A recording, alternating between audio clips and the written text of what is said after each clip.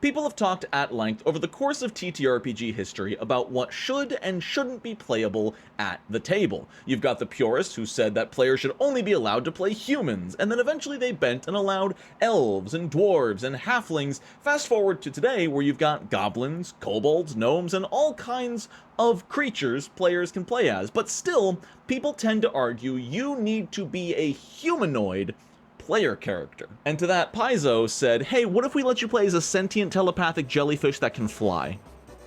Welcome to the Barathu Ancestry Guide.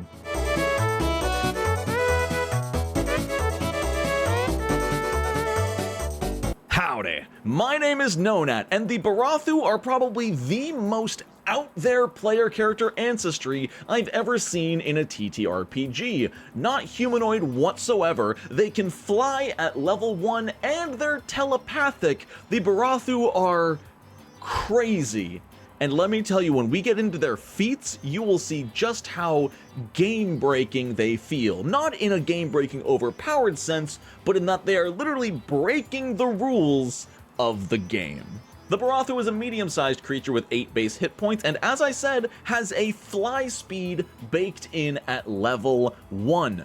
Only 20 feet, compared to most ancestries having 25 feet, sometimes 30, the Barathu is a lot slower, however they are able to fly in any direction. They get attribute boosts to their constitution and their wisdom, plus a free boost of their choice, and a flaw to their dexterity, because you know, they got little wiggly arms and they're not super dexterous. Unlike most player characters, the Barathu actually gets the aberration trait instead of the humanoid trait, because they're not humanoids. And I honestly think that has the potential to come up mechanically in combat. If there is ever an effect that only works on humanoids, your Barathu player character is actually immune. They start with the Common and Breathidan languages. I have no idea if I'm pronouncing that right, an additional language equal to their intelligence modifier. They have the genetic adaptation feature as well. Unlike normal player characters where it takes 1 full week of downtime to retrain an ancestry feat, the Barathu can do it in 1 day of downtime, and they can do this even if it has the lineage trait. As a reminder, lineage feats are feats that usually grant you like body parts or things you were born with. The Barathu can retrain even those because they can alter their own genetic makeup. Alongside their genetic adaptation, Barathu also get limited telepathy up to 30 feet away. This is basically just communicating without saying words or making anything audible. It is hyper-limited telepathy with any creature who shares a language with you. A lot of people might see this as overpowered, but I feel like in the world of Starfinder especially, this is going to be kind of commonplace. The Barathu have access to 4 different heritages, starting with the Dreamer Barathu, which simply gives you a cantrip from the occult spell list. However, there's a little more than that. Unlike most ancestries, which just give you a cantrip and call it a day, once per day you can spend 10 minutes to change your active cantrip. I think that's fantastic. Being part of an ancestry that gives you a flexible cantrip you can change once per day, whether you need combat or a roleplay spell, that's an amazing ability that should not be overlooked. The early stage Barathu is literally just a younger Barathu. Their body is a lot squishier and they are small instead of medium. They gain quick squeeze as a bonus feat and resistance to precision damage equal to half their level. If you're ever off guard against like a sneak attack from something, you just get inherent damage reduction against that. Not too bad. The manufactured Barathu basically becomes a living biological laboratory, which I think is awesome. You become trained in crafting, or any other skill if you're already trained in crafting, and the serum crafting skill feat, which allows you to, surprise, craft serum consumable items. And finally, the coolest one in my opinion, the merged Barathu, which is a large-sized player character instead of medium. You get 10 base hit points from your ancestry and a +1 circumstance bonus to all saves against emotion effects, because you are not just one Barathu. You are multiple Barathu who underwent a ritual to combine into a singular form with all of them inside. You are technically playing multiple characters when you play a merged Barathu just inside of one body. I just think that's a super cool idea for a character with multiple, like, literal personalities inside of them, but they all coalesce to one sort of multi-person character, if that makes sense. I don't know, it's a trope I've always loved in sci-fi, and I love to see it mechanically represented here with the Barathu. And with the heritages out of the way on this clearly the exact same day of recording, we can move on to the Barathu Ancestry feats, starting off with adaptable limbs. This feat upgrades your land speed as a Barathu, which is typically only 5 feet, even though you're technically hovering, not walking. This basically gives you a 20-foot land speed, so you can now fly 20 feet and move 20 feet, and once per hour you can actually give yourself a swim or climb speed of 20 feet. This transformation lasts for 10 minutes, meaning right from level 1, the adaptable limbs Barathu can handle pretty much any mode of transportation except for burrowing, which is really cool. Barathu lore, there is always an ancestry lore feat, and this one gives you medicine and crafting proficiency, and then, of course, the additional lore feat for Barathu lore, which, as a reminder, increases your proficiency with Barathu lore to expert, master, and legendary at levels 2, 7, and 15, respectively. You will never guess what dark vision adaptation gives you. It's dark vision. Dermal spikes. Your fortitude DC against being grappled and shoved just increases by 1. And keep in mind, this is not a circumstance bonus. This is not a status bonus. This is a DC increase, which is not something we see very often whatsoever. This is going to stack on top of everything else, which is phenomenal. You additionally gain a new reaction. If you ever become grabbed by a creature, you can spend your reaction to just deal 1d4 plus strength mod piercing damage to the creature that grabbed you. There's no saving throw on this, by the way. It's just you got grabbed, reaction, damage. On a strength-based Barathu, 1d4 plus 4 as a reaction at level 1 is insane, and a lot of monsters in Pathfinder love to grapple. A lot of them get free grapples after their attacks, especially at higher levels.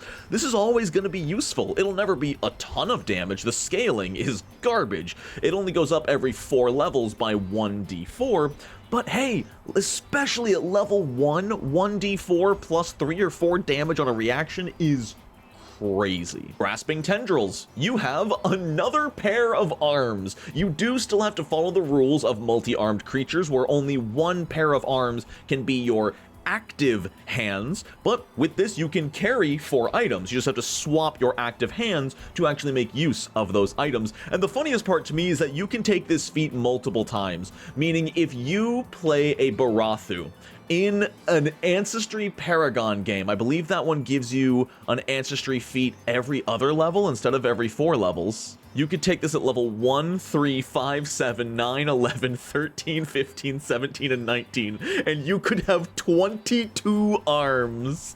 The centipede build is real. Metabolic manipulation right away is insane because it gives you the fast recovery skill feat. Now, first off, it gives you twice as many hit points recovered from resting. Nobody cares. What people care about is that when you succeed at a fortitude save against a disease, you reduce its stage twice or 3 times on a critical success, and potentially more importantly, on a virulent poison, which can only be reduced on a critical successful fortitude save, now goes down by 1 on a success and 2 on a critical success. That's all insane enough because fast recovery is an amazing skill feat, but targeted immunization is incredible. As a free action, whenever you successfully recover from a poison or a disease, you are now immune to that poison or disease until the next day or the next time you use this. Let's say you're fighting like plagued rats or plagued space rats with space poison. If you fail your first save against that space rat poison and you suffer from it, but on your following turn you recover from it, you can no longer be affected by that poison. The hardest part here is that you do need to be affected by it and then recover from it first. If you make your save against the initial poison, you can't use targeted immunization because it specifically says when you recover from a poison, and that first saving throw doesn't count as recovering, that's just resisting. It's semantics, but it is important for gameplay. Regardless, this is phenomenal. And then there's Tentacle Whip, 1d6 bludgeoning whip unarmed attack with reach. Pretty good. And apparently it has the finesse trait as well, meaning strength or dex based, this is not a bad option. The fact that the Barathu get fluid anatomy at level 5 is insane. Once per hour, as a reaction, if you get hit by a critical hit, the attacker only does normal damage. Now, it doesn't ignore anything else that happens on a crit. You know, if a monster's attack says on a critical hit, do this as well, or if they have crit specialization on a weapon, you do still suffer from that, but the damage itself is not doubled, and I think that's insane. Aren't there high-level martial feats for, like, champion that's like a level 16 feat, and it negates crits on like a flat roll of a 17 or higher on a d20? I might be making that up, and if I am, my editor's gonna hate me.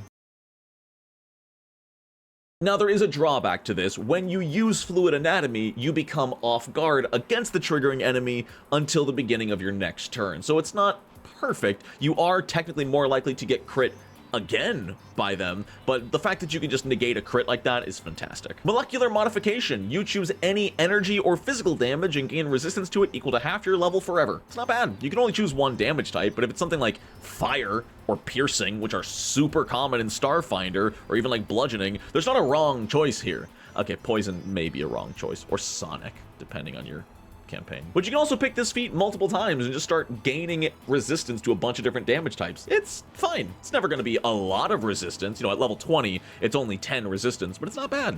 And then there's Vent Gas, which is a normal feat that I'm going to discuss in a normal manner because there's nothing funny or immature or silly about the feat Vent Gas. For one action, all squares within a 5-foot emanation are filled with a gas that you expel from your Barathu body. All creatures inside the gas become concealed, and all creatures outside the gas are concealed to the creatures inside the gas. And because you are venting this gas, it pushes you forward, granting you a 10-foot bonus to your speeds until the start of your next turn, and as part of this action, you stride. There's nothing silly about this feat that sprays gas everywhere and pushes you forward. We're all mature adults here. Farts aren't funny.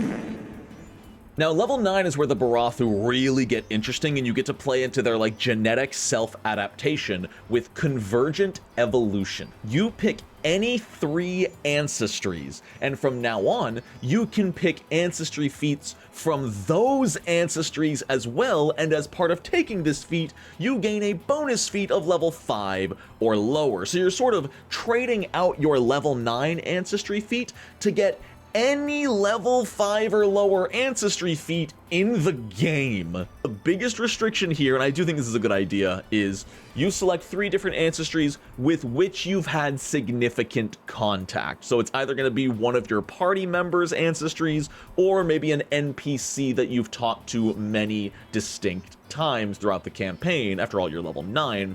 But the fact that you could technically get any Ancestry onto a Barathu must have some crazy build potential. Especially when you can re-choose your feat every day. That's nuts. Expansive Verse is an upgrade for the Dreamer Barathu, and once during your daily preparations, you can pick any second rank occult spell and cast it once that day. Keep in mind, you don't pick the spell when you take this feat. You pick a new spell every single daily preparations. You can take a new spell every day. It's going to be a roleplay day, take a roleplay spell. It's going to be a combat day, take a combat spell. It's going to be a... That's the only 2 kind of days. This is a great feat. It takes the ability to shift your cantrip and lets you pick a new second rank spell every day, like some kind of wizard. Nuts. Level 13, Corrosive Venting. We're also going to be mature adults about. It expands the emanation of your vent gas to 10 feet. You can also choose to make your gas caustic, meaning any non-Barathu creature that enters or starts their turn in the gas suffers 3d6 acid damage on a basic reflex save against either your class DC or your spell DC, whichever is higher. If they critically fail their saving throw, they also take 1d4 persistent acid damage, and then at level 17 the damage goes up by 2d6 for the base damage and 1d4 for the persistent damage. Your farts smell so bad it can kill people.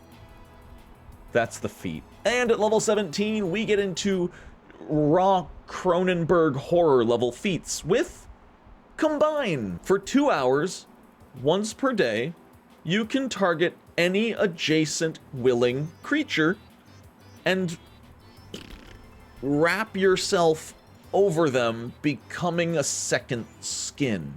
Crazy enough, there's no size limitation. If a gargantuan creature is willing, you can yourself over the entire mecha dragon, I guess. While you're combined, you still have separate initiatives, you still act separately, but unless you, the Barathu, dismiss the effect, you cannot take any actions with the move trait. And when you do dismiss the effect, you just spit out on any adjacent square to the creature. There are 4 distinct benefits to using Combine. The first is that if the creature was medium or smaller, they become a large creature and get 10 feet of reach. The second is that you both share the same space. The third is that for every single kind of speed you have, you compare your speeds and always take the higher. And since you're a Barathu, you have a fly speed. If you're overlapping a human and they don't have a fly speed, well, as long as you are overlapped on them, they can fly.